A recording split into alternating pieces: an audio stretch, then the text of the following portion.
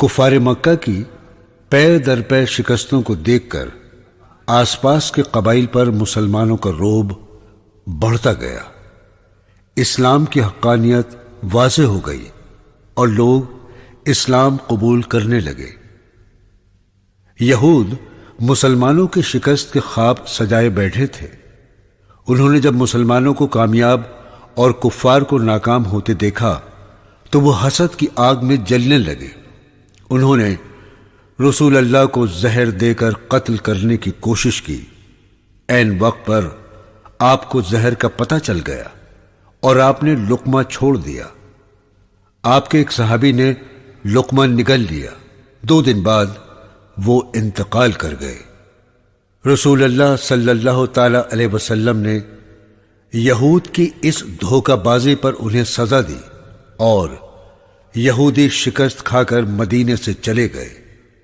جب اندرونی اور بیرونی دشمنوں کی طرف سے اطمینان ہو گیا تو آپ نے پڑوسی ملکوں کے حکمرانوں کو خط بھیج کر اسلام کی دعوت دی۔ آپ کے صحابی حکمرانوں کے پاس خطوط لے کر پہنچے۔ حبشہ کے بادشاہ نجاشی نے اسلام قبول کر لیا۔ روم اور مصر کے حکمرانوں نے اسلام تو قبول نہیں کیا لیکن آپ کی دعوت سے انکار بھی نہیں کیا۔ شہنشاہ روم کو آپ کے اللہ کا رسول ہونے کا یقین تھا، پھر بھی وہ اپنے درباریوں اور پادریوں کے خوف سے اسلام قبول نہیں کر سکا۔ مصر کے بادشاہ نے آپ کا خط سنبھال کر رکھا اور آپ کی خدمت میں تحفے تحائف بھیجے۔ ایران کا مغرور بادشاہ کسرا، جو دنیا میں خدا کا نمائندہ ہونے کا دعویٰ کرتا تھا، آپ کا خط دیکھ کر بھڑک اٹھا اور اس نے آپ کا خط پھاڑ کر پھینک دیا۔ جب آپ کو اس حرکت کا پتہ چلا تو آپ نے اس کی سلطنت ٹکڑے ٹکڑے ہونے کی پیشن گوئی کی، اور یہ پیشن گوئی حضرت عمر رضی اللہ تعالی عنہ کی دور خلافت میں پوری ہوئی۔ حضرت حارث بن عمیر رضی اللہ تعالی عنہ سیریا کے ایک حکمراں کے پاس پہنچے۔ وہ ایک خود پرست اور ظالم حکمراں تھا۔ اس نے حضرت حارث کو قتل کر دیا۔ ان کے قتل کا بدلہ لینے کے لیے رسول اللہ نے حضرت زید بن حارث رضی اللہ تعالی عنہ کی قیادت میں 3000 فوجیوں کو روانہ کیا۔ 1,00,000 فوج جمع کر لی۔ مشرقی اردن کے مقام پر جنگ ہوئی اور حضرت زید بن حارث شہید ہو گئے۔ رومیوں کا بھی کافی جانی نقصان ہوا اور یہ جنگ بغیر کسی فیصلے کے ختم ہو گئی۔ مسلمانوں کو روم جیسی بڑی طاقت سے ٹکراتا دیکھ کر جزیرہ عرب میں ان کا رعب طاری ہو گیا اور مدینہ کی چھوٹی سی ریاست کو خاص اہمیت حاصل ہو گئی۔ اس سے پہلے خالد بن ولید اسلام قبول کر چکے تھے اور وہ ایک ماہر کمانڈر ثابت ہوئے۔ اسی بیچ رسول اللہ نے کعبۃ اللہ کی زیارت یعنی عمرہ کا ارادہ کیا، لیکن کفار مکہ نے آپ اور صحابہ کو مکہ میں داخل نہیں ہونے دیا۔ کفار سے مقام حدیبیہ میں امن معاہدہ ہوا، حالانکہ اکثر صحابہ دب کر کی گئی اس صلح کے خلاف تھے۔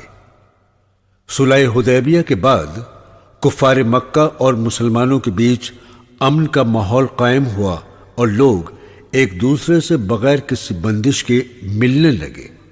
اس سے اسلام کی تعلیم کو سمجھنے میں بہت مدد ملی۔ لوگ آسانی سے مدینہ آ کر مسلمانوں کے رہن سہن اور اعلیٰ کردار کو دیکھنے لگے۔ ان کا متاثر ہونا فطری تھا۔ لوگ تیزی سے اسلام قبول کرنے لگے۔ اسلام مکہ اور مدینہ کے علاوہ یمن، بحرین اور دیگر علاقوں میں پھیلنے لگا۔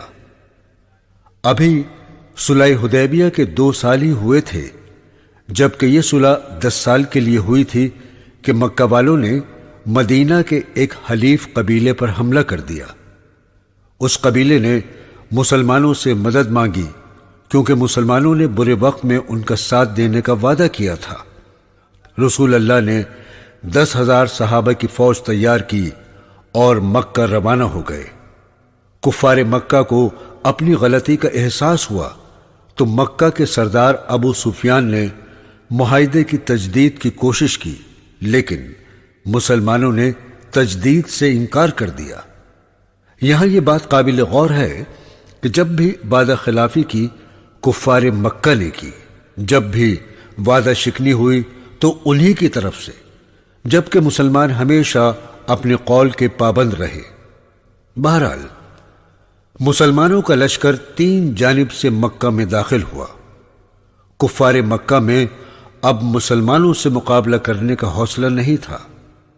آپ صلی اللہ تعالی علیہ وسلم نے اعلان کرا دیا کہ جو شخص مسلمانوں سے مقابلہ نہیں کرے گا اور اپنے گھر کا دروازہ بند کر کے بیٹھے گا، یا ابو سفیان کے گھر پناہ لے گا، یا کعبۃ اللہ کی حدود میں ہوگا، اسے کچھ نہیں کہا جائے گا۔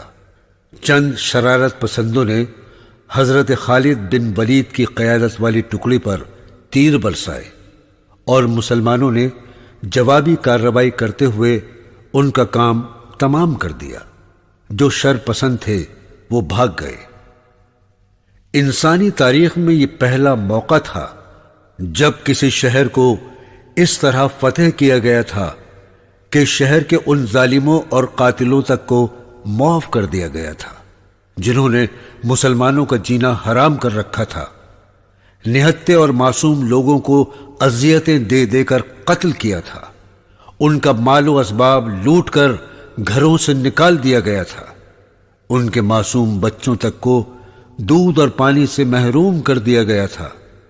رسول اللہ نے عام معافی کا اعلان کر کے درگزر اور انسانیت کی نئی تاریخ رقم کی تھی، یہاں تک کہ آپ نے اپنے چاچا کے قاتلوں ویشی اور ہندہ کو بھی معاف کر دیا۔ یہ دونوں مسلمان ہو گئے۔ آپ صلی اللہ تعالی علیہ وسلم نے خانہ کعبہ کو بتوں اور تصویروں سے پاک کیا، وہاں رکھے ہوئے تمام بتوں کو توڑوا دیا۔ لوگوں نے اپنی آنکھوں سے دیکھا کہ بت کسی کا کچھ نہیں بگاڑ سکتے، جبکہ کفار ان سے ڈرتے تھے اور انہی کی پناہ طلب کرتے تھے۔ رسول اللہ صلی اللہ تعالی علیہ وسلم نے حضرت ہلال کو کعبۃ اللہ میں اذان دینے کو کہا اور اس کے ساتھ مکہ میں مساوات اور عدل و انصاف کا دور شروع ہوا۔ ابو سفیان، ان کے خاندان اور سبھی لوگوں کے سامنے اسلام کی حقانیت ثابت ہو چکی تھی، سبھی نے اسلام قبول کر لیا۔ برسوں سے بے گھر اور اپنوں سے بچھڑے ہوئے لوگ واپس مکہ آ کر بہت خوش تھے۔ رسول اللہ 10 روز مکہ میں رہے۔ اسی دوران اطلاع ملی کہ ایک جنگجو قبیلہ بنی حوازن مکہ میں فوج کشی کی تیاری کر رہا ہے۔ آپ اپنے ساتھیوں اور مکہ کے 9 مسلموں کو لے کر ان کے مقابلے کے لیے روانہ ہوئے۔ زبردست جنگ کے بعد بنی حوازن کو شکست ہوئی اور وہ میدان چھوڑ کر بھاگ گئے۔ اس کے بعد آپ نے طائف کا گھیراؤ کیا، وہاں بھی شر پسندوں نے بھاگنے میں عافیت ہی سمجھی۔ اس جنگ میں کافی مال غنیمت ہاتھ آیا جو آپ نے 9 مسلموں میں تقسیم کر دیا۔ جزیرہ عرب کے سبھی قبائل کفار مکہ اور مسلمانوں کے بیچ جنگ کو دیکھ رہے تھے۔ جب مسلمانوں نے شاندار فتح حاصل کی اور انہوں نے زمانہ جاہلیت کے چلن کے برخلاف مفتوحہ لوگوں سے اچھا سلوک کیا تو زیادہ تر قبائل اسلام قبول کرنے رسول اللہ کے پاس آنے لگے۔ تقریباً 185 قبائل نے آپ سے ملاقات کر کے دین اسلام قبول کر لیا۔ ہجرت کے 9ویں سال حج فرض ہوا۔ آپ نے حضرت ابو بکر کی قیادت میں مسلمانوں کو حج کرنے مکہ بھیجا۔ ہجرت کے 10ویں سال آپ صلی اللہ تعالی علیہ وسلم خود حج کرنے مکہ تشریف لائے۔ جب آس پاس کے قبائل کو پتہ چلا تو بڑی تعداد میں لوگ مکہ مکرمہ پہنچنے لگے۔ اس موقع پر آپ نے 1.5 لاکھ مسلمانوں کو خطاب کرتے ہوئے فرمایا لوگو، تمہارا رب ایک ہے، تمہارا باپ یعنی آدم علیہ السلام ایک ہے، نہ تو عرب کو غیر عرب پر اور نہ گورے کو کالے پر فوقیت حاصل ہے۔ انسان کو چاہیے کہ نیک اعمال کرے اور تقوی اختیار کرے۔ اس طرح آپ نے امیر غریب، رنگ و نسل، بڑے چھوٹے کا فرق مٹا کر مساوات انسانی قائم کی۔ اللہ تعالیٰ نے آپ کو جس کام کے لیے مقرر کیا تھا وہ پورا ہو چکا تھا۔ حج کے بعد آپ مدینہ تشریف لے آئے اور کچھ دن بعد بیمار ہو گئے۔ آپ کا مرض بڑھتا گیا۔ آپ نے بیماری کی حالت میں بھی نماز نہیں چھوڑی۔ جب اٹھنے میں تکلیف ہونے لگی تو بیٹھ کر نماز ادا کی۔ آپ کی بیماری سے سبھی فکر مند تھے۔ یکم ربیع الاول 27 یا 28 مئی کو آپ نے وفات پائی۔ بعض تاریخ دانوں نے 12 ربیع الاول تاریخ وفات لکھی ہے۔ آپ کے وصال کے بعد اسلامی نظام کو جاری رکھنے کے لیے خلافت اسلامی قائم کی گئی اور لوگوں نے متفقہ طور پر حضرت ابو بکر رضی اللہ تعالی عنہ کو خلیفہ مقرر کیا۔ حضرت ابو بکر رسول اللہ کے بچپن کے ساتھی تھے اور آپ رسول اللہ سے 2 سال چھوٹے تھے۔ آپ کا زیادہ وقت رسول اللہ کی صحبت میں گزرتا تھا۔ حضرت ابو بکر نے خلیفہ بنتے ہی لوگوں سے کہا، اگر میں اچھا کام کروں تو میری مدد کرو، اگر میں غلطی کروں تو اصلاح کرو۔ تم میں جو کمزور ہے میں اس کا حق دلا کر رہوں گا، جو طاقتور ہے وہ کسی کا حق نہیں چھین سکتا۔ جب تک میں اللہ اور اس کے رسول کے احکامات کی تعمیل کروں تم میرا حکم ماننا، اور اگر میں اللہ اور اس کے رسول کے حکم کی خلاف ورزی کروں تو تم میرے حکم سے آزاد ہو۔ حضور اکرم صلی اللہ تعالی علیہ وسلم کے انتقال کے بعد کچھ قبیلوں کو یہ غلط فہمی ہوئی کہ اسلام کمزور ہو جائے گا۔ محمد نے عرب قبائل کو جس طرح متحد کیا تھا، خلیفہ اس اتحاد کو قائم نہیں رکھ پائیں گے۔ اس غلط فہمی کی بنا پر منافقوں نے سازشیں شروع کر دی۔ کچھ طاقتور سردار عربوں پر حکومت کرنے کے خواب دیکھنے لگے۔ انہوں نے دعویٰ کیا کہ رسول اللہ کے وصال کے بعد انہیں نبی بنا دیا گیا ہے۔ کچھ قبیلوں نے یہ شرط رکھی کہ زکوٰۃ معاف کر دی جائے تو وہ اسلام پر قائم رہیں گے۔ منافقوں کی ان حرکتوں سے مسلمان سخت پریشان تھے۔ ابو بکر نے بڑی ہمت اور ثابت قدمی سے ان چیلنجوں کا مقابلہ کیا اور شرارت پسندوں اور باغیوں کو ہرایا۔ ان کے مقابلے میں کئی صحابی اور ہزاروں مسلمان شہید ہوئے۔ رسول اللہ نے وصال سے قبل سیریا کی مہم کے لیے حضرت اسامہ رضی اللہ تعالی عنہ کی قیادت میں ایک لشکر تیار کیا تھا جسے سیریا روانہ ہونا تھا۔ کیونکہ جھوٹے نبیوں سے مقابلے کے لیے مدینے میں فوج کی ضرورت تھی تو صحابہ نے ابو بکر رضی اللہ تعالی عنہ کو مشورہ دیا کہ فی الحال اس لشکر کو مہم پر نہ بھیجا جائے۔ آپ نے جواب دیا کہ جس لشکر کو رسول اللہ نے تیار کیا ہے میں اسے کیسے روک سکتا ہوں، اور جسے رسول اللہ نے سپہ سالار بنایا ہو میں اسے کیسے ہٹا سکتا ہوں۔ ابو بکر رضی اللہ تعالی عنہ کے ان فیصلوں سے امت کو بہت فائدہ ہوا اور آپ نے تھوڑے ہی دن میں چاروں طرف امن و امان قائم کیا۔ ابو بکر نہایت سادہ زندگی بسر کرتے۔ وہ مدینے میں رہنے والے یتیموں، بیواؤں اور بوڑھوں کی خدمت کرتے۔ ایک بار حضرت عمر رضی اللہ تعالی عنہ نے دیکھا کہ ابو بکر نماز فجر کے بعد دور ایک پہاڑی کی طرف جاتے ہیں۔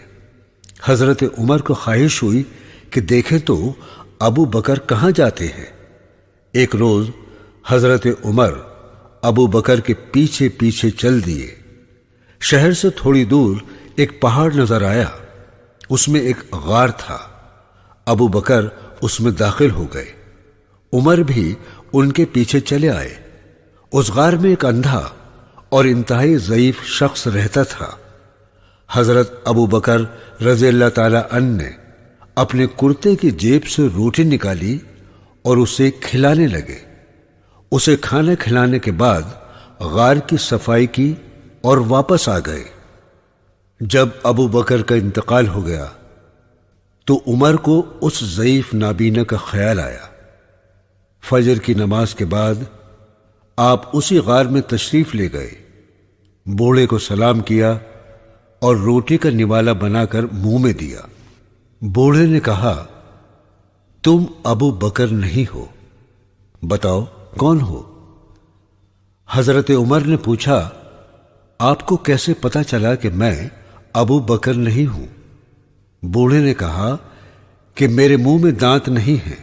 ابو بکر روٹی کو اپنے منہ سے نرم کر کے مجھے کھلاتے تھے، لیکن تم نے ثابت نوالا میرے منہ میں دے دیا۔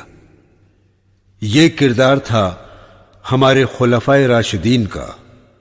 وہ حکومت کو عیش و آرام کا سامان نہیں، غریبوں اور ضرورت مندوں کی خدمت سمجھتے تھے۔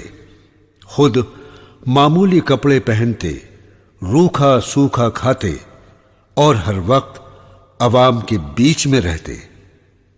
624 میں ابو بکر رضی اللہ تعالی عنہ کا 63 سال کی عمر میں انتقال ہوا۔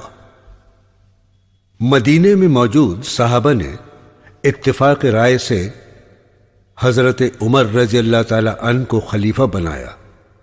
آپ کو بیت المال یعنی سرکاری خزانے سے ابو بکر کی طرح ہی وظیفہ مقرر کر دیا گیا۔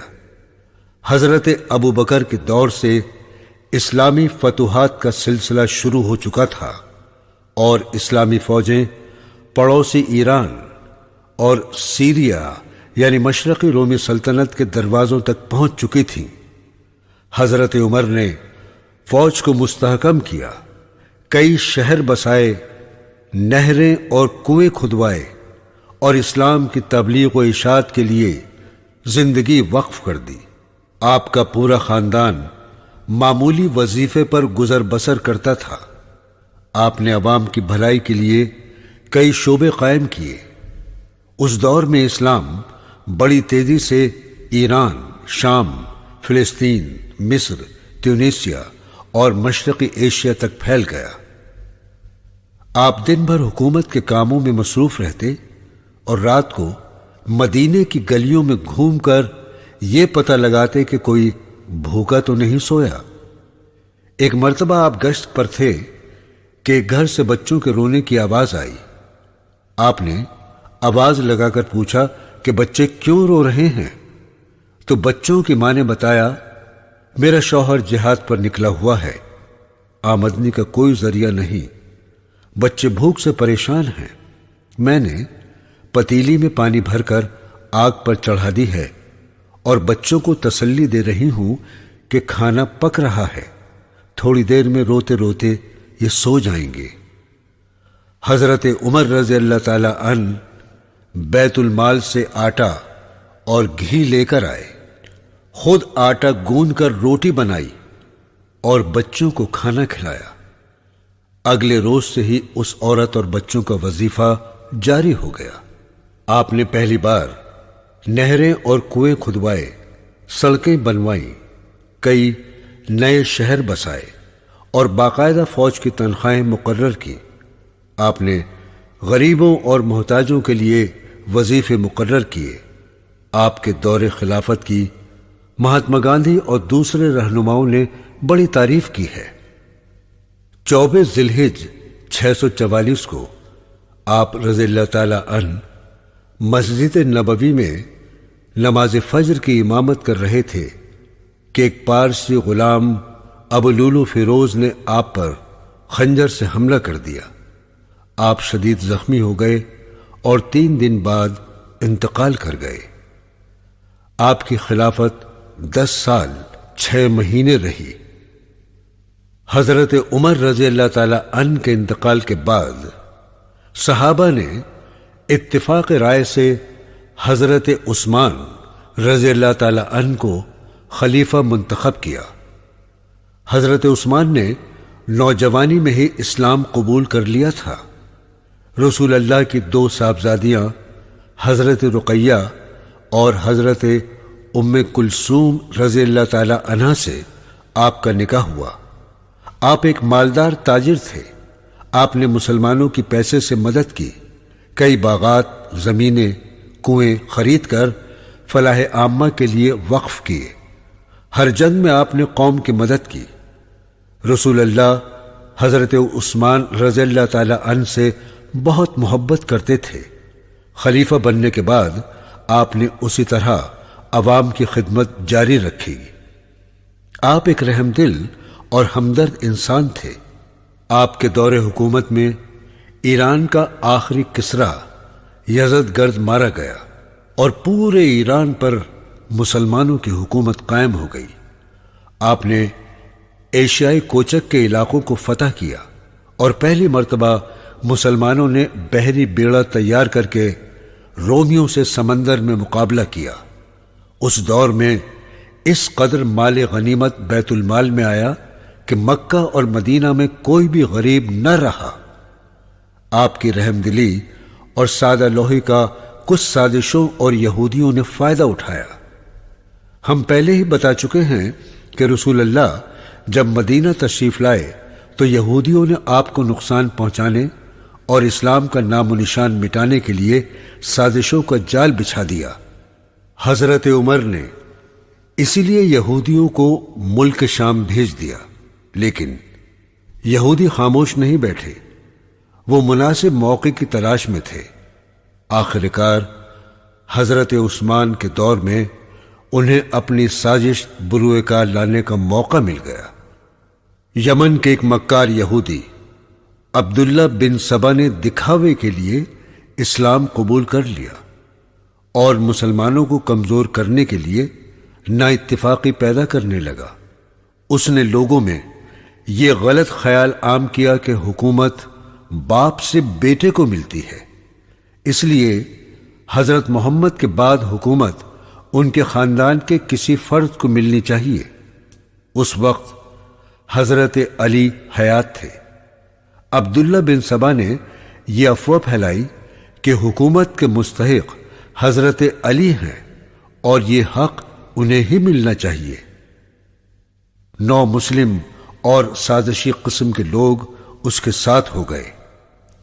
حضرت عثمان رضی اللہ تعالی عنہ کو شام کے گورنر حضرت معاویہ رضی اللہ تعالی عنہ نے اس کی سازش کے بارے میں بتایا اور اسے گرفتار کر لیا۔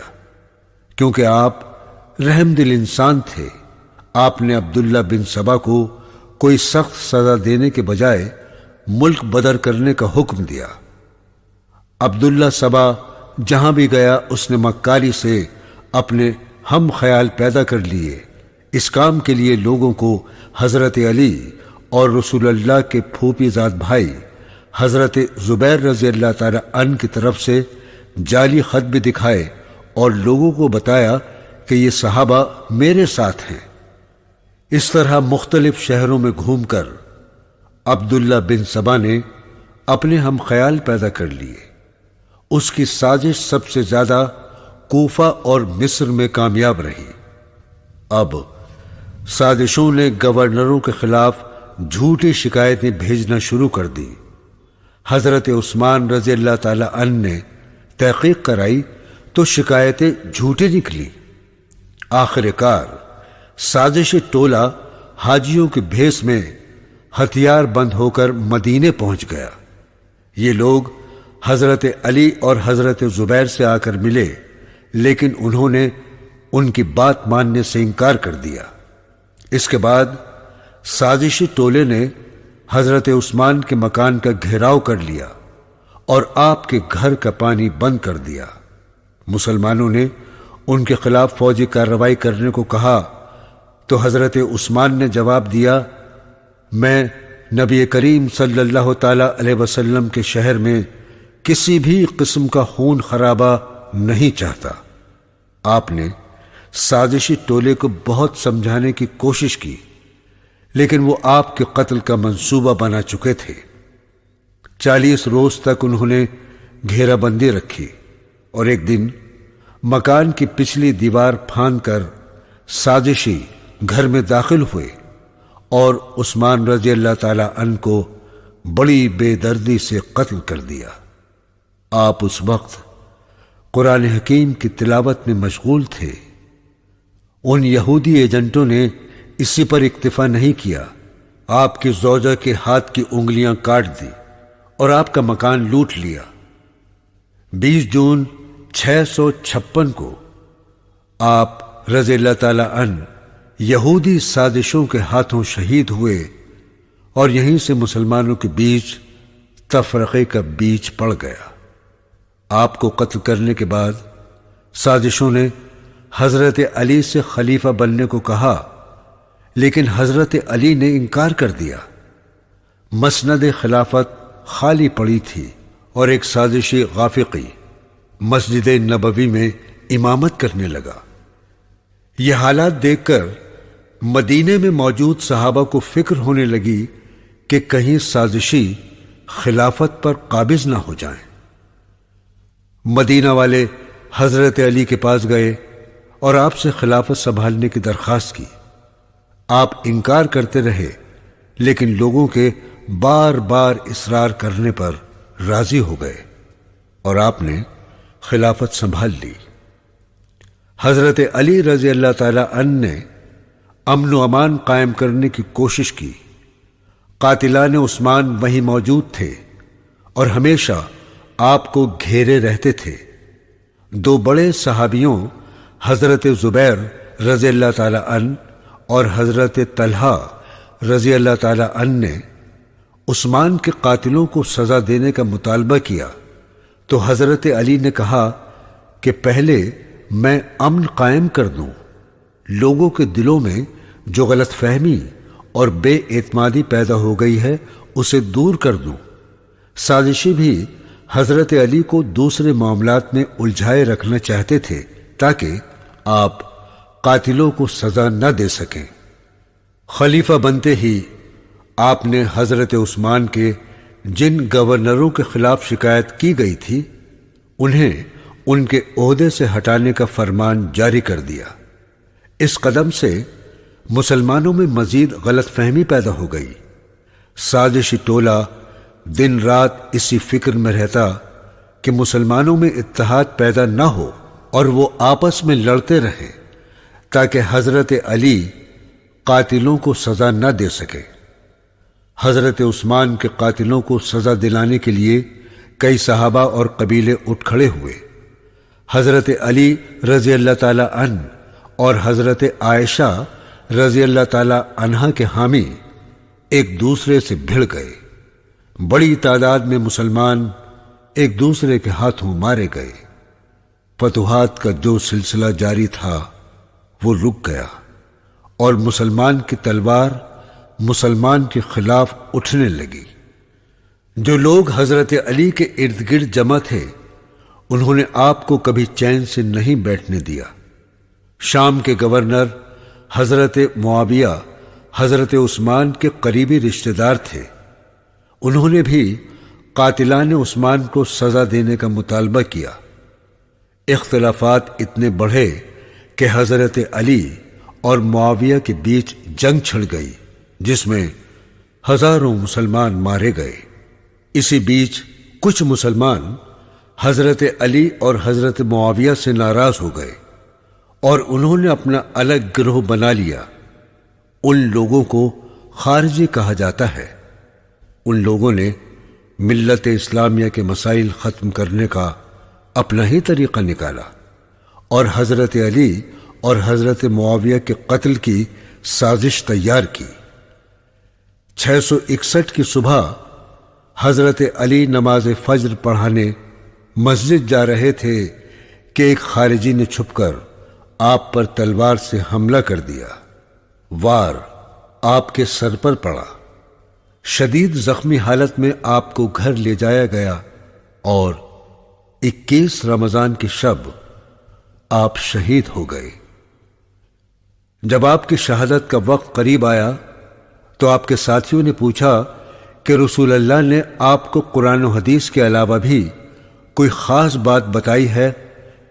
تو آپ نے قسم کھا کر کہا کہ قرآن کے علاوہ میرے پاس کچھ بھی نہیں ہے۔ اس سے یہ بات ثابت ہوتی ہے کہ ابن سبا اور اس کے ساتھی حضرت علی کو خلیفہ اول بنانے کی جو بات کہہ رہے تھے وہ جھوٹ تھی۔ اگر رسول اللہ ایسی کوئی وصیت کرتے تو آپ کو ضرور بتاتے، نہ ہی محمد نے علی کو الگ سے کوئی تعلیم دی۔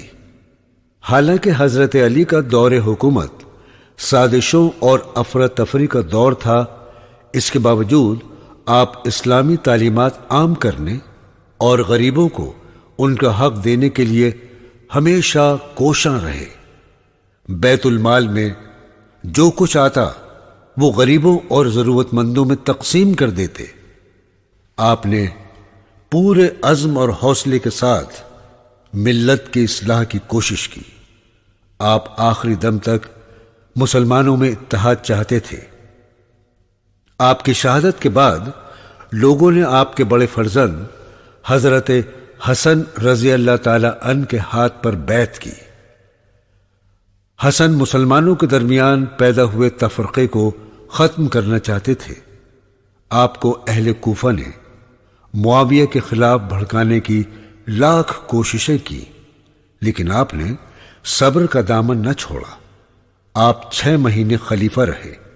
آپ نے ایک معاہدہ کر کے خلافت حضرت معاویہ رضی اللہ تعالی عنہ کے سپرد کر دی اور رسول اللہ کی اس پیشن گوئی کو سچ ثابت کر دکھایا کہ میرا یہ بیٹا مسلمانوں کی 2 جماعتوں کے بیچ صلح کرائے گا۔ 41 ہجری 661 کو معاویہ نے خلافت سنبھالی۔ مسلمانوں کے آپسی اختلافات اور خارجیوں کی بغاوت کے سبب نظام حکومت درہم برہم ہو چکا تھا۔ اسلام دشمن طاقتیں مسلمانوں کو مٹانے کے مواقع دیکھ رہی تھیں۔ حضرت معاویہ نے امن قائم کیا، سرحدوں کو مضبوط کیا اور خارجیوں کو سمجھا بجھا کر دوبارہ امت مسلمہ کا حصہ بنانے کی کوشش کی، لیکن خارجی اپنی شرارتوں سے باز نہیں آئے۔ آپ نے خارجیوں کو راہ راست پر لانے کے لیے کئی مہمات شروع کی۔ آپ نے دوبارہ رومیوں کے خلاف محاذ آرائی کی۔ حضرت معاویہ رضی اللہ تعالی عنہ 19 سال خلیفہ رہے اور اس دور میں دوبارہ امن و امان قائم کیا۔ آپ کے دور میں حضرت حسن رضی اللہ تعالی عنہ انتقال کر گئے۔ اپنے انتقال سے قبل حضرت معاویہ نے اپنے بیٹے یزید کے لیے خلافت کی بیعت لی۔ اس سے پہلے کسی بھی خلیفہ نے ایسا نہیں کیا اور کبھی بھی خلافت کو اپنے خاندان کے لیے مخصوص نہیں کیا تھا۔ حضرت معاویہ کا یہ طریقہ مسلمانوں کے لیے نیا تھا اور لوگ شش و پنج میں مبتلا تھے۔ اس دور میں حضرت حسین رضی اللہ تعالی عنہ، حضرت عبداللہ بن عمر رضی اللہ تعالی عنہ اور حضرت عبداللہ بن زبیر رضی اللہ تعالی عنہ جیسے دیندار اور سمجھدار صحابہ موجود تھے۔ سب کو نظر انداز کر کے حضرت معاویہ نے اپنے بیٹے کو شاید اس لیے خلیفہ بنایا تاکہ ان کے انتقال کے بعد ملت میں دوبارہ اختلافات نہ پڑیں اور دوبارہ خلافت کے حصول کے لیے لڑائیاں نہ ہوں۔ بہرحال یزید میں نہ تو سیاسی سوجھ بوجھ تھی اور نہ ہی تقوی۔ اس نے تلوار کے زور پر حکومت کرنے کی کوشش کی۔ یزید نے حضرت معاویہ کی اس نصیحت کو بھی نظر انداز کر دیا جس میں انہوں نے لوگوں کی خطاؤں کو درگزر کرنے اور مدینہ والوں کے ساتھ نرمی برتنے کی نصیحت کی تھی۔ ادھر کوفہ والوں کو دوبارہ سازشیں کرنے کا موقع مل گیا تھا۔ حضرت حسن کبھی ان کے دام فریب میں نہیں آئے تھے۔ اہل کوفہ نے ان سے پہلے حضرت علی کو اپنی حمایت کا یقین دلا کر غداری کی تھی۔ اس کے بعد حضرت حسن کے ساتھ بھی یہی سلوک کیا تھا۔ حضرت حسین رضی اللہ تعالی عنہ ایک سچے اور سادہ انسان تھے۔ کوفہ والوں نے انہیں ہزاروں کی تعداد میں خط بھیجے۔ ان کے وفود آپ سے آ کر ملے اور یقین دلایا کہ آپ خلافت کی تیاری کریں، ہم بیعت کرنے کو تیار ہیں۔ آپ نے ان کی باتوں پر یقین کر لیا۔ مدینے میں موجود آپ کے رشتہ داروں اور صحابہ نے آپ کو بہت سمجھایا کہ آپ کوفہ والوں پر بھروسہ نہ کریں۔ آپ اپنی سادہ لوہی کے سبب ان پر بھروسہ کر بیٹھے اور اپنے خاندان والوں کے ساتھ کوفہ کے لیے روانہ ہو گئے۔ وہاں جا کر پتہ چلا کہ کوفہ والے تو گورنر ابن زیاد کے ساتھ کھڑے ہیں۔ آپ نے ان کے نام لے لے کر خطوط دکھائے جن میں انہوں نے آپ کی بیعت کرنے کا وعدہ کیا تھا، لیکن کوفی خاموش کھڑے رہے۔ آپ نے ابن زیاد کے سامنے 3 باتیں رکھی: یا تو آپ کو خاندان سمیت کسی سرحد کی جانب نکلنے دیا جائے تاکہ آپ اور آپ کے اہل خانہ جہاد میں شامل ہو سکیں، یا دمشق یزید کے پاس بھیج دیا جائے، خود اس سے بات چیت کے ذریعے معاملہ طے کر لیں، یا مدینہ واپس جانے دیا جائے۔ اگر یہ شرطیں منظور نہیں ہیں تو وہ اس سے مقابلہ کرنے کو تیار ہیں۔ ابن زیاد ایک ظالم اور سازشی شخص تھا۔ وہ یزید کی نظروں میں اچھا بننا چاہتا تھا۔ وہ یہی اصرار کرتا رہا کہ حسین رضی اللہ تعالی عنہ اس کے ہاتھ پر یزید کے لیے بیعت کریں، تبھی وہ انہیں کہیں جانے دے گا۔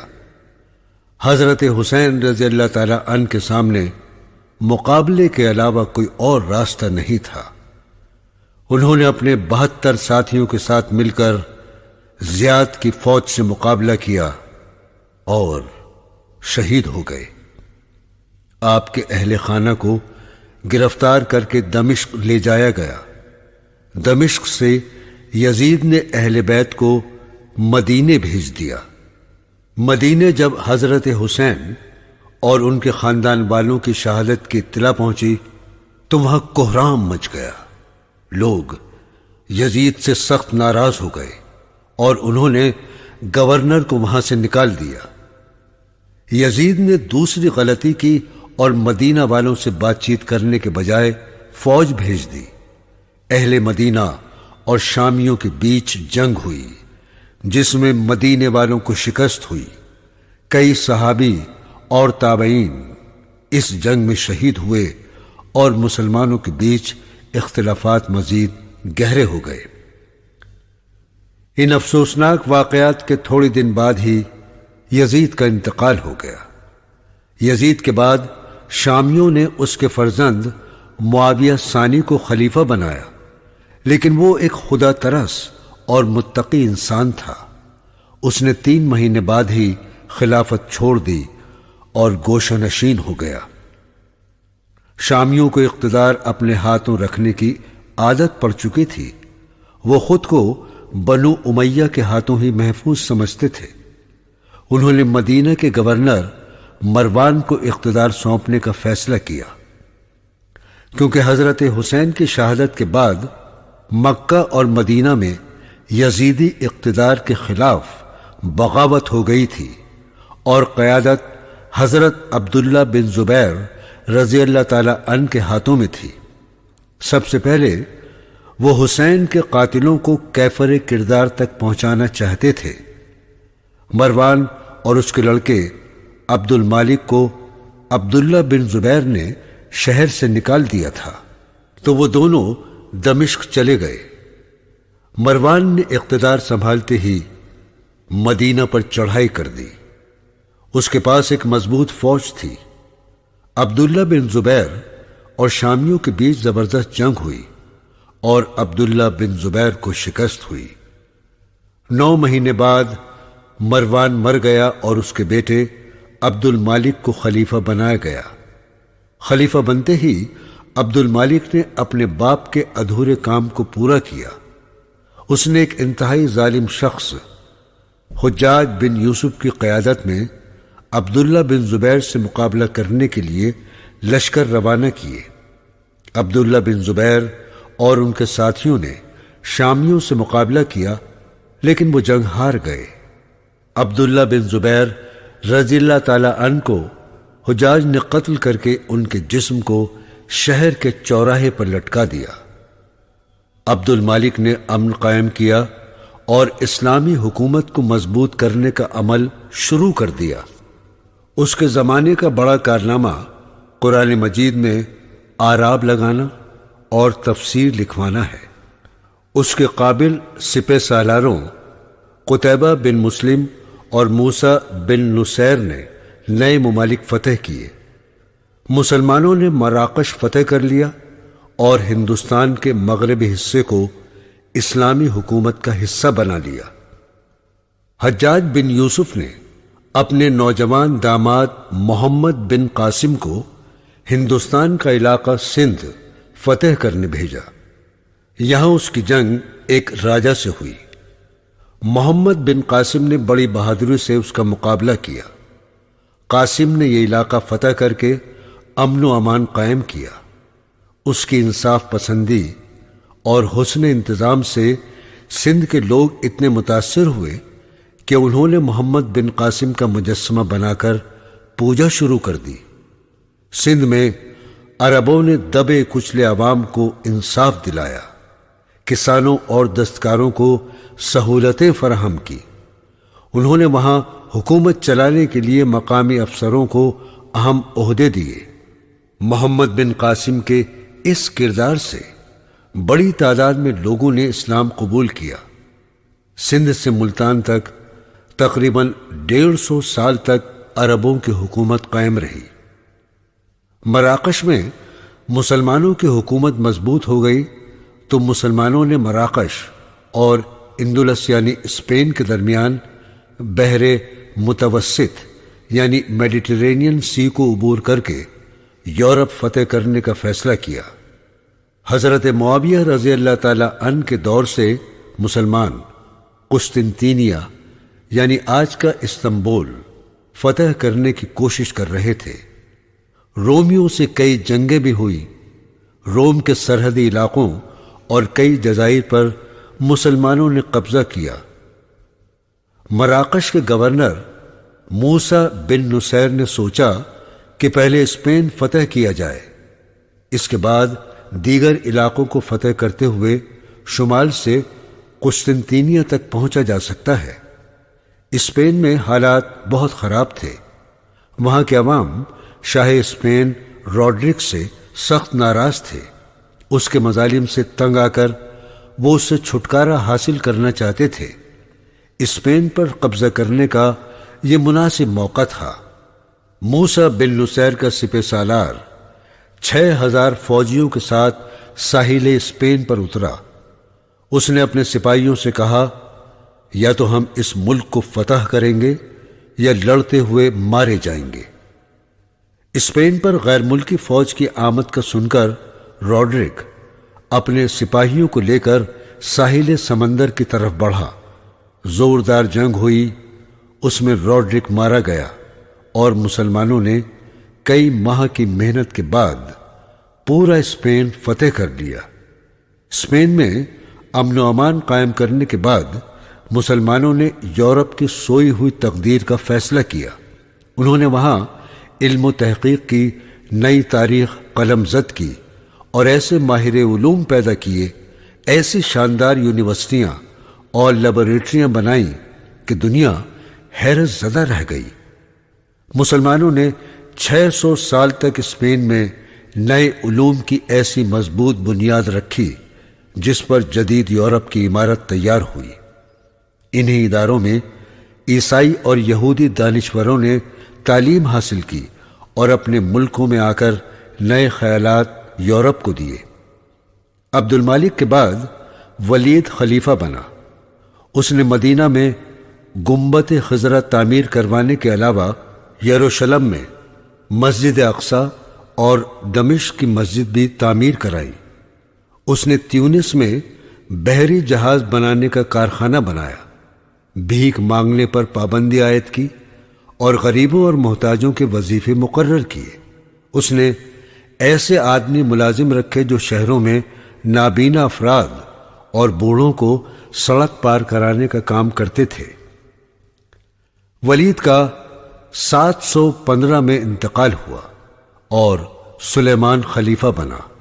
718 میں وہ بیماری کے بعد مرنے کے قریب تھا تو کسی بزرگ نے اسے ایک متقی اور پرہیزگار شخص کو خلیفہ بنانے کا مشورہ دیا۔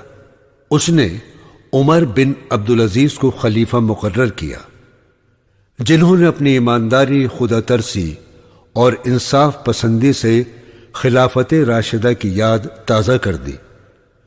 انہوں نے خلیفہ بنتے ہی اپنا مال و دولت اور رشتہ داروں کی جاگیریں ختم کر کے بیت المال میں جمع کرا دی۔ جو لوگ قرضدار اور مجبور تھے ان کی امداد کے لیے الگ محکمے قائم کیے۔ ملک کے تمام بوڑھوں، کمزوروں اور یتیموں کے وظیفے مقرر کیے۔ انہوں نے سرکاری محکموں کو روشنائی اور کاغذ کم استعمال کرنے کا حکم جاری کیا۔ خود معمولی کپڑے پہنتے اور سادہ کھانا کھاتے۔ اگر شاہی خاندان کے کسی فرد کے خلاف مقدمہ ہوتا تو قصوروار ثابت ہونے پر اسے بھی سزا دی جاتی۔ 2 سال 5 مہینے حکومت کرنے کے بعد ان کا انتقال ہو گیا۔ عمر بن عبدالعزیز کے انتقال کے بعد یزید بن عبد الملک خلیفہ بنا۔ اس کے انتقال کے بعد ہشام کو خلافت ملی اور اس نے 5 سال تک آرمینیا اور قفقاز کے لوگوں سے جنگ کی۔ اس کے دور میں مشرق یورپ اور افغانستان تک عربوں کی حکومت پھیل گئی۔ اس کے بعد بنو امیہ میں کئی خلیفہ ہوئے اور ان کے زوال کا دور شروع ہوا۔ آخری اموی خلیفہ مروان بن محمد مروان کو 745 میں عباسیوں کے ہاتھوں شکست ہوئی اور امویوں کی خلافت ختم ہو گئی۔ ایک اموی شہزادہ عبد الرحمن بچ کر مراکش آ گیا اور اس نے اسپین میں زبردست حکومت قائم کی، جس کا ذکر ہم آگے کریں گے۔ پہلے عباسی خلیفہ ابو العباس الصفا نے نومبر 749 میں مسند اقتدار سنبھالی۔ 4 سال 8 ماہ حکومت کر کے اس کا انتقال ہو گیا اور اس کا بھائی ابو جعفر منصور خلیفہ بنا۔ اسی خلیفہ نے دریائے دجلہ کے کنارے بغداد شہر بسایا، جو اس دور میں دنیا کا سب سے زیادہ شان و شوکت والا شہر تھا۔ منصور نے اہل علم و فن کی سرپرستی کی۔ اسلامی سلطنت کے مختلف علاقوں سے اہل علم بغداد آنے لگے اور بغداد مختلف علوم کا مرکز بن گیا۔ اسی دور میں یونانی، سنسکرت، رومی اور شامی زبانوں کی قدیم کتابوں کے ترجمے کرائے گئے۔ امام ابو حنیفہ نے فقہ پر کتب اور امام مالک نے موطا تحریر کی۔ 775 میں منصور کے انتقال کے بعد اس کا 33 سالہ فرزند محمد مہدی خلیفہ بنا۔ اس نے پڑوسی ملکوں کے ساتھ امن معاہدے کیے اور رعایا کی فلاح کے لیے کام کیے۔ اس نے انصاف کا ایسا نظام قائم کیا کہ کسی افسر کی اتنی ہمت نہیں تھی کہ کسی پر ظلم کر سکے۔ اس کے دور میں رومیوں نے اسلامی ریاست پر حملہ کیا اور 5 سال تک وقفے سے جنگ ہوتی رہی۔ بالآخر مسلمانوں کو کامیابی ملی۔ مہدی کے بعد ہارون رشید خلیفہ بنا۔ 786 سے 809 تک دور اسلامی علوم و فنون کی ترقی کا دور تھا۔ اس نے ملک میں انصاف قائم کیا اور عوام کو ہر طرح کی سہولیات فراہم کی۔ وہ رات کو بھیس بدل کر گھومتا اور لوگوں کی تکلیفوں کا پتہ لگاتا۔ ہارون رشید کا سب سے اہم کام بغداد میں ایک تحقیقی مرکز بیت الحکمت کا قیام ہے، جہاں بڑے بڑے علماء کتابیں لکھا کرتے تھے۔ اس کے دور میں بڑے بڑے علماء، محقق اور سائنسداں بغداد آ گئے۔ اسی زمانے میں بغداد اور دوسرے شہروں میں بڑے بڑے شفا خانے یعنی اسپتال، میڈیکل کالج، کتب خانے اور جامعات یعنی یونیورسٹیاں قائم ہوئیں۔ فوج کو اتنا مضبوط بنایا کہ رومیوں کے حملوں کو بری طرح ناکام کر دیا۔ تجارت و صنعت کو خوب فروغ حاصل ہوا۔ مسلم سلطنت کا مال یورپ، چین اور افریقہ کے ملکوں تک جانے لگا۔ ہارون رشید کے بعد اس کا لائق فرزند مامون رشید خلیفہ بنا۔ اس نے بھی باپ کی طرح علوم و فنون کی ترقی میں حصہ لیا۔ وہ خود بہت تعلیم یافتہ تھا اور علماء کی قدر کیا کرتا تھا۔ اس کے زمانے میں سنسکرت اور یونانی کتابیں پڑھ کر کچھ دانشور ہند اور یونانی فلسفے سے متاثر ہوئے اور وہ نئی نئی باتیں مذہب میں نکالنے لگے۔ ان فرقوں میں معتزلہ بھی تھے جو مذہب پر نکتہ چینی کرتے۔ ان لوگوں کی امام احمد بن حنبل رحمۃ اللہ علیہ نے سخت مخالفت کی۔ مامون کے بعد اس کا بھائی ابو اسحاق خلیفہ بنا۔ وہ تلوار کا دھنی تھا۔ حالانکہ اس کے زمانے میں علمی ترقی جاری رہی، لیکن اس کی رومیوں سے کئی جنگیں ہوئیں اور اس نے کئی معرکوں میں انہیں شکست دی۔ اس کے بعد عباسیوں کا زوال شروع ہو گیا۔ کبھی ترکوں کو عروج حاصل ہوا تو کبھی ایرانیوں کو۔ دھیرے دھیرے عباسی خلیفہ دوسروں کے ہاتھوں کٹ پتلی بنتے گئے۔ خلیفہ کی کمزوری اور نااہل اور جاہلوں کے عروج سے دین میں نئی نئی باتیں داخل ہونے لگی۔ مسلمانوں میں شرک و بدعت بڑھنے لگی۔ اس دور میں کئی بہادر ترک سردار پیدا ہوئے۔ ان میں تغزل بیگ اور الپ ارسلان کا نام آج بھی عزت سے لیا جاتا ہے۔ ان سرداروں نے اسلام دشمن طاقتوں سے جنگیں کی اور خلافت عباسیہ کے لیے سیسا پلائی ہوئی دیوار کی طرح ڈٹے رہے۔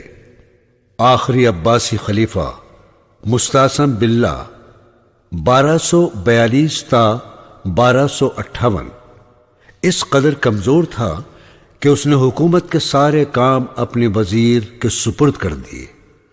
وزیر القمی سنی مسلمانوں کی خلافت ختم کر کے کسی شیعہ کو خلیفہ بنانا چاہتا تھا۔ اس نے منگول حکمراں ہلاکو کے مشیر خاص ناصر الدین طوسی سے مل کر سازش تیار کی اور منگولوں کو خلافت عباسیہ پر حملہ کرنے کی دعوت دی۔ ہلاکو نے اپنے لشکر کے ساتھ بغداد پر حملہ کیا۔ آخر تک خلیفہ مستعصم کو یہ پتہ نہیں چلا کہ منگول شہر کی فصیل تک پہنچ گئے ہیں۔ علقمہ نے خلیفہ کو اندھیرے میں رکھا۔ آخر کار منگولوں نے خلافت عباسی کی اینٹ سے اینٹ بجا دی۔ تقریباً 10 لاکھ معصوم لوگوں کو گاجر مولی کی طرح کاٹ ڈالا اور خلیفہ اور اس کے درباریوں کو بڑی بے دردی سے قتل کر دیا۔ مسلمانوں کے اس طرح قتل عام پر عیسائی دنیا میں خوشیاں منائی گئیں۔ منگولوں نے اس دور کے زیادہ تر مسلم ملکوں کو تباہ کر ڈالا۔ سمرقند، بخارا، ایران، بغداد، دمشق اور افغانستان کو تباہ کر کے لاکھوں انسانوں کو قتل کر دیا۔ لیکن منگولوں کو مصر کے حکمران نے عین جالوت کے مقام پر بری طرح شکست دی۔ اس نے زیادہ تر منگول سپاہیوں کو قتل کر دیا اور ان کے کمانڈر کا سر کاٹ کر شہر کے دروازے پر لٹکا دیا۔ مسلم ملکوں پر حملے میں آرمینیا کے عیسائی بادشاہ ہیتم نے بڑی مدد کی۔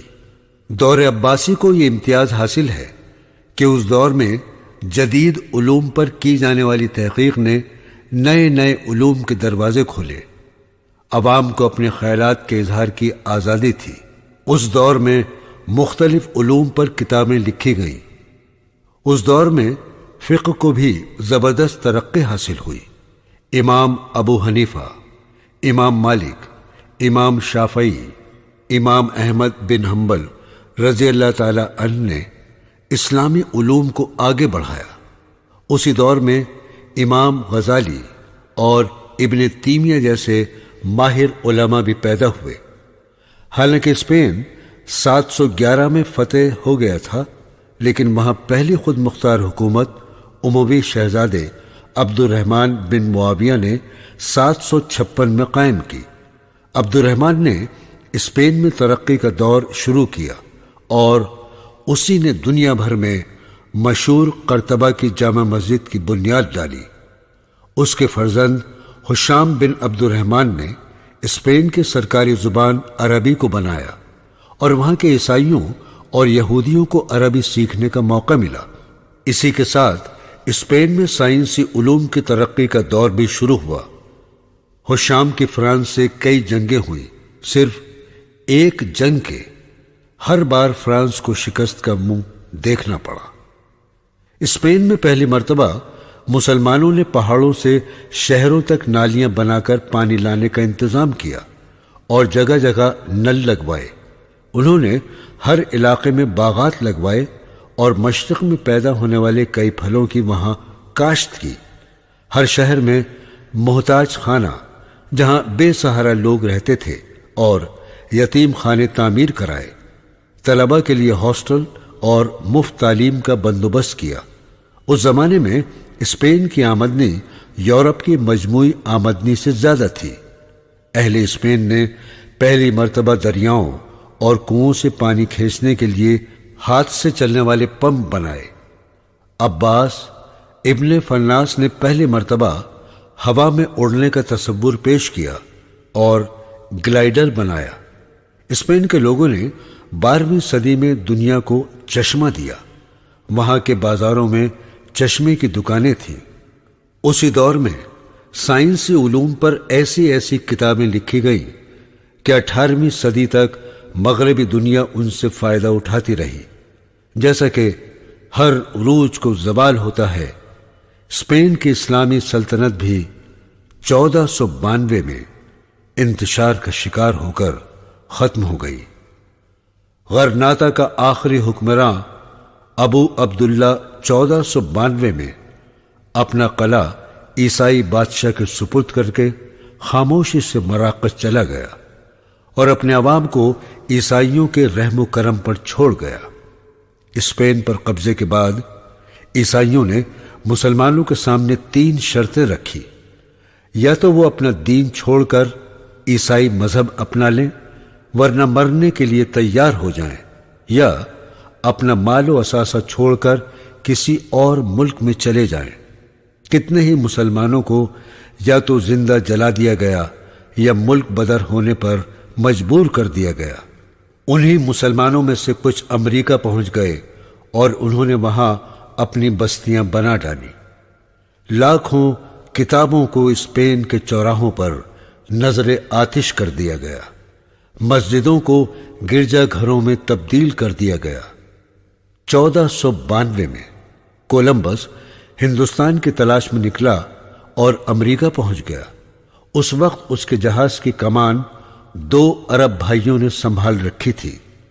جب عربوں میں اسلام کا دفاع کرنے کی صلاحیت ختم ہو گئی اور وہ اسپین، بغداد اور مصر میں کمزور ہو کر منتشر ہو گئے، تو اللہ تعالیٰ نے ترکوں کو دین اسلام کی خدمت کے لیے مامور کر دیا۔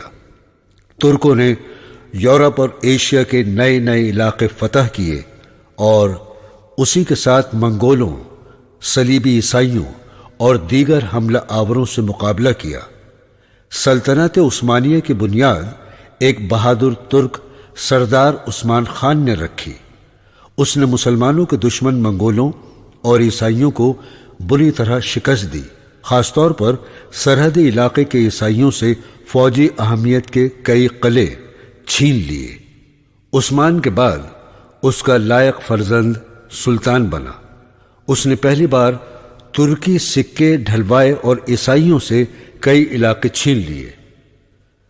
مسلمان حضرت معاویہ رضی اللہ تعالی عنہ کے زمانے سے قسطنطینیہ فتح کرنے کی کوشش کر رہے تھے۔ ترکوں کا علاقہ اسی شہر سے نزدیک تھا۔ انہوں نے خود کو مضبوط کرنے کے بعد قسطنطینیہ فتح کرنے کی کوشش شروع کر دی۔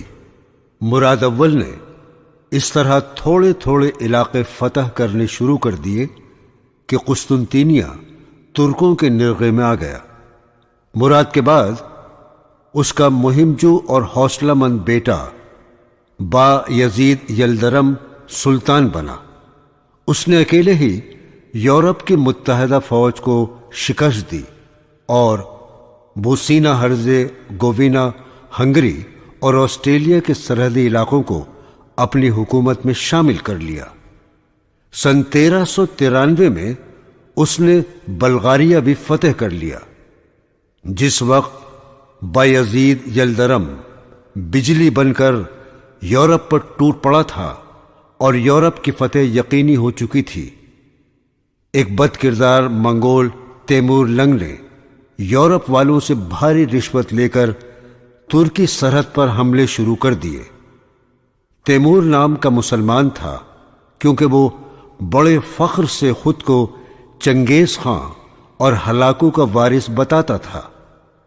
اسلامی دنیا کو تباہ کرنے کا جو کام ہلاکو نہ کر سکا وہ تیمور نے پورا کیا۔ اس نے لاکھوں مسلمانوں کو موت کے گھاٹ اتار دیا، بڑے بڑے شہروں کو خاک و خون میں ملا دیا۔ اس ظالم نے وسط ایشیا، افغانستان اور ہندوستان کی اسلامی حکومتوں کو ختم کر کے زبردست قتل عام کیا۔ اس نے بغداد اور دمشق پر دوبارہ حملہ کر کے ہلاکو کے ظلموں کو تازہ کر دیا۔ تیمور نے بایزید کے بیٹے موسیٰ کو گرفتار کر کے بڑی اذیت ناک موت دی۔ اس پر بایزید بری طرح بھڑک اٹھا۔ اس وقت وہ یورپ کے محاذ پر تھا اور تھوڑی سی فوج لے کر تیموری لشکر سے جا ٹکرایا۔ اس کی فوج ختم ہو گئی اور تیمور لنگ نے اس عظیم مجاہد کو ایک پنجرے میں قید کر لیا۔ اسی قید میں بایزید کا انتقال ہوا۔ جس وقت تیمور نے بایزید کو گرفتار کیا تو فرانس اور آسٹریا کے صلیبی بادشاہوں نے اسے مبارکباد کے پیغام بھیجے۔ سن 1413 میں محمد اول ترکی کا سلطان بنا۔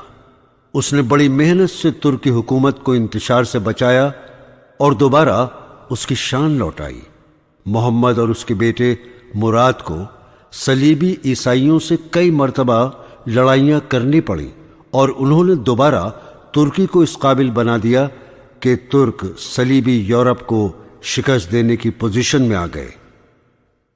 رسول اللہ صلی اللہ تعالی علیہ وسلم کی پیشن گوئی سچ ہوئی۔ ترک سلطان محمد نے، جسے دنیا سلطان محمد فاتح کے نام سے جانتی ہے، صرف 26 سال کی عمر میں اپنے عزم و حوصلے سے قسطنطینیہ کو فتح کیا۔ اس شہر کو فتح کرنے کے لیے اس نے مضبوط بحری بیڑا بنایا اور اپنی فوج کو اعلیٰ قسم کی تربیت دی۔ اس جوان سال سلطان نے مسلمانوں میں جذبہ جہاد بیدار کیا اور قسطنطینیہ روانہ ہو گیا۔ صلیبیوں نے سمندری راستے میں موٹی موٹی لوہے کی زنجیریں ڈال کر راستہ بند کر دیا تو ترکوں نے خشکی کے ایک حصے میں 6 میل کا راستہ کھود کر تیار کیا اور زمین پر پانی کے جہازوں کو کھینچ کر لائے اور سمندر میں ڈال دیا۔ 29 مئی سن 1453 کو دنیا اسلام کا وہ تاریخی دن آیا جب مسلمانوں نے قسطنطینیہ فتح کر لیا۔ انہوں نے یہاں غیر مسلم رعایا سے بہت اچھا سلوک کیا، انہیں شہر میں رہنے کی اجازت دی اور ان کے معاملات نپٹانے کے لیے پادریوں کو مقرر کیا۔ شہر کی فصیل کے نزدیک صحابی رسول حضرت ابو ایوب انصاری رضی اللہ تعالی عنہ کے مزار پر جامع مسجد تعمیر کرائی۔ سلیم اول کے دور میں ترکی حکومت انتہائی عروج پر پہنچ گئی۔ اسی خلیفہ نے جزیرہ عرب فتح کرنے کے بعد مصر بھی اپنی سلطنت میں شامل کر لیا اور وہاں مقیم عباسی خلیفہ متوکل علی اللہ ثالث سے خلافت کے اختیار خود لے لیے اور اس طرح خلافت ترکوں کے پاس آ گئی۔ اس نے صلیبی عیسائیوں سے کئی جنگیں لڑ کر شکست دی۔ اس دوران ایران کے بادشاہ اسماعیل صفوی نے اہل یورپ کے ایما پر ترکی کے علاقوں پر حملے شروع کر دیے تاکہ ترک یورپ میں داخل نہ ہو سکے۔ سلیم نے اسماعیل صفوی کو بری طرح شکست دی اور تبریز پر قبضہ کر لیا۔ سلیم کے بعد سلیمان اعظم بادشاہ بنا اور اس نے ترکی میں کئی اصلاحات کی۔ اس کے دور میں ترکوں نے تجارت اور علم کے میدان میں بڑی ترقی کی۔ ان کا بحری بیڑا یورپ میں سب سے مضبوط مانا جاتا تھا۔ سلیمان نے ایک بڑی فوج جمع کر کے یورپ پر چڑھائی کر دی۔ ایران کے بادشاہ نے اپنے بزرگوں کے نقش قدم پر چلتے ہوئے ترکی کی سرحدوں پر حملے شروع کر دیے۔ سلیمان کو یورپ کی مہم چھوڑ کر واپس آنا پڑا اور ایرانی میدان چھوڑ کر بھاگ گئے۔ سلیمان کی فوج آسٹریا کو شکست دے کر جرمنی کے علاقے رائس برگ تک پہنچ گئی تھی۔ اگر صلیبی عیسائیوں کو مسلمانوں سے ہی کچھ مفاد پرست اور لالچی لوگ نہ ملتے تو ترک آسانی سے یورپ پر قبضہ کر لیتے، لیکن تیمور اور صفیوں کے سبب وہ اس مہم کو پورا نہ کر سکے۔ سلیمان کے بعد ترکوں کا زوال شروع ہوا اور 19ویں صدی تک وہ اتنے کمزور ہو گئے کہ یورپ والے انہیں مشرق کا مرد بیمار کہنے لگے۔ 11ویں اور 12ویں صدی میں افغانستان کے مسلم حکمرانوں سے ہندوستان کے صوبہ پنجاب کے راجاؤں کی کئی جنگیں ہوئیں۔ پہلے تو راجہ جے پال کو محمود غزنوی کے ہاتھوں شکست اٹھانی پڑی اور اس نے سندھ اور پنجاب کا علاقہ فتح کر کے اپنی سلطنت میں شامل کر لیا۔ محمود غزنوی نے دہلی تک ایک مضبوط حکومت قائم کی اور اس کے دربار کے ایک عالم البیرونی نے، جو کئی علوم کا ماہر تھا، ہندوستان آ کر سنسکرت زبان سیکھی۔ اس نے کئی سال ہندوستان میں گزارے اور کتاب الہند تحریر کی۔ محمود کے انتقال کے بعد اس کے بیٹوں اور بعد میں پوتوں کے بیچ اقتدار کے لیے جنگیں ہوئیں اور رفتہ رفتہ محمود غزنوی کی قائم کی ہوئی حکومت کمزور ہوتی چلی گئی۔ پنجاب کے کچھ علاقوں تک ہی مسلمانوں کا اقتدار باقی رہ گیا۔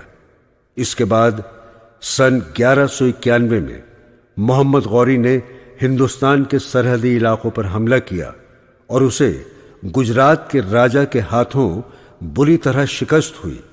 محمد غوری زخمی حالت میں واپس افغانستان لوٹ آیا اور اپنی شکست کا بدلہ لینے کے لیے زبردست تیاریاں شروع کر دیں۔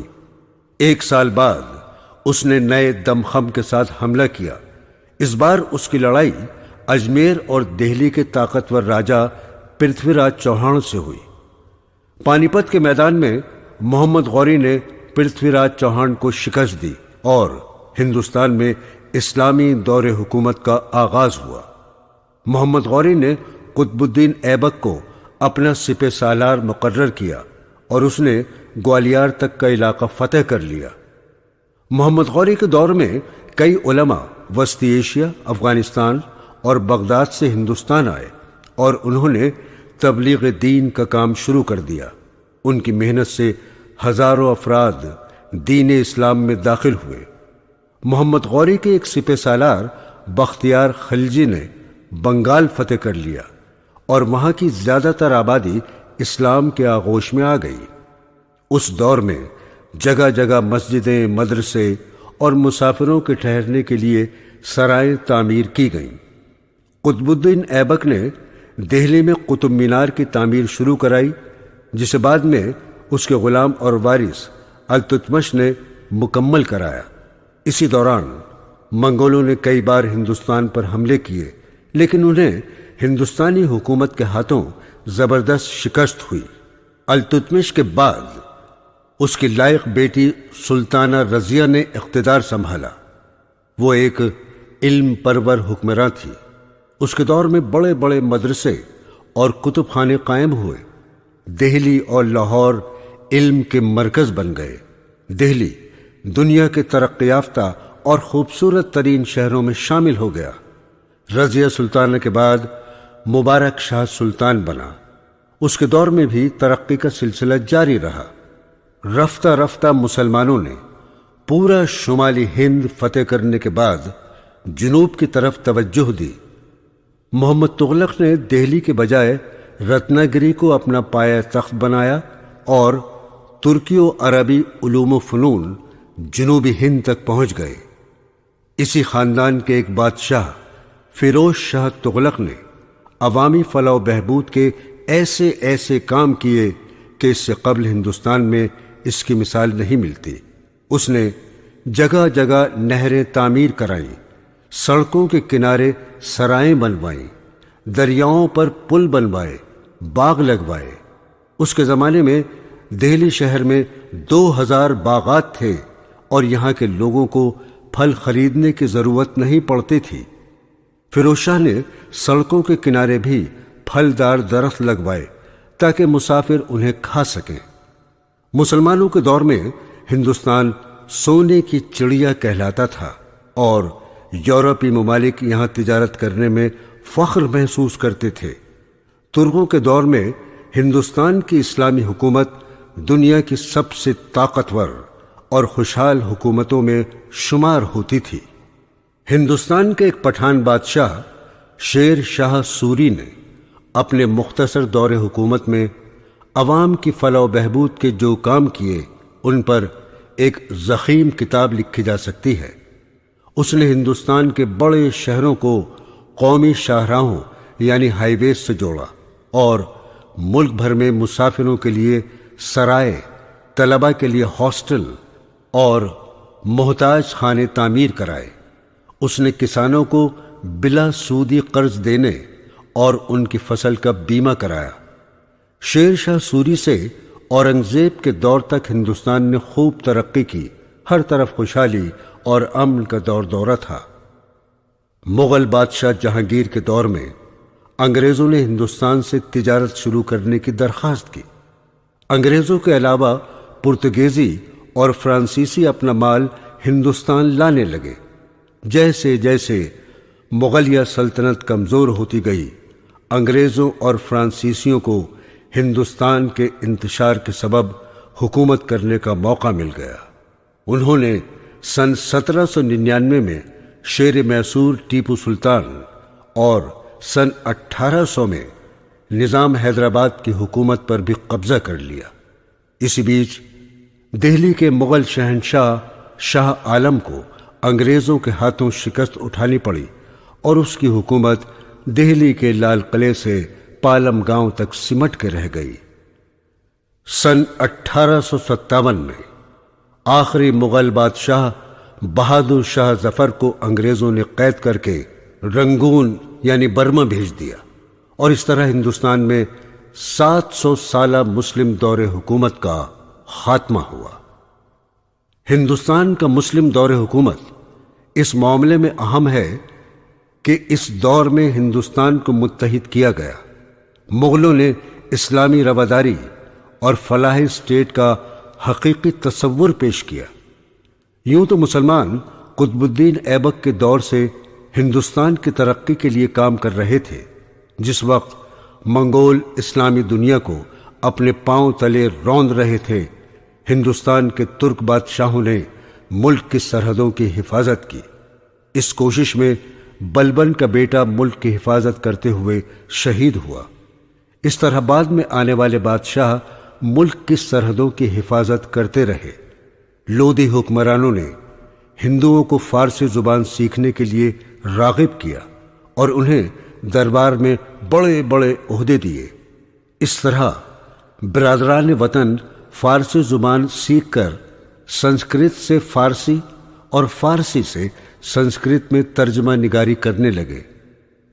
روحانیت میں بھی ہندوستانی مسلمانوں کی معین الدین چشتی رحمۃ اللہ علیہ، بابا فرید گنج شکر رحمۃ اللہ علیہ، نظام الدین رحمۃ اللہ علیہ، خواجہ بختیار کاکی رحمۃ اللہ علیہ، بندہ نواز گیسو دراز رحمۃ اللہ علیہ، شیخ سرہندی رحمۃ اللہ علیہ، شاہ ولی اللہ محدث دہلوی رحمۃ اللہ علیہ اور ان کے لائق فرزندوں نے رہنمائی کی۔ سکندر لودھی کے دور میں طب سکندری اور اورنگزیب کے دور میں فتاوی جہانگیری جیسی مشہور کتابیں لکھی گئی۔ مسلمانوں کے دور حکومت میں دہلی، لاہور، بدایوں، جونپور اور مرشد آباد علوم کے مرکز تھے جہاں تعلیم مفت تھی۔ مغلوں نے نئے نئے شہر بسائے، بڑے بڑے قلعے، محلات، مدرسے، مسجدیں، سرائیں یعنی مسافروں کے لیے ٹھہرنے کی عمارتیں، پل اور باغات وغیرہ تعمیر کرائے۔ ان کے دور میں غریبوں کو مفت راشن دینے اور محتاجوں کے لیے محتاج خانے تعمیر کرنے کا بندوبست کیا گیا۔ انہوں نے ایرانی، ترک اور ہندوستانی فن تعمیر کو ملا کر نئی طرز کی عمارتیں بنوائیں۔ ان کے دور میں ہندوستانی فنون لطیفہ کو زبردست ترقی حاصل ہوئی۔ ان کے آخری دور میں بڑے بڑے شاعر پیدا ہوئے۔ تو معزز سامعین، یہ تھی مختصر تاریخ اسلام۔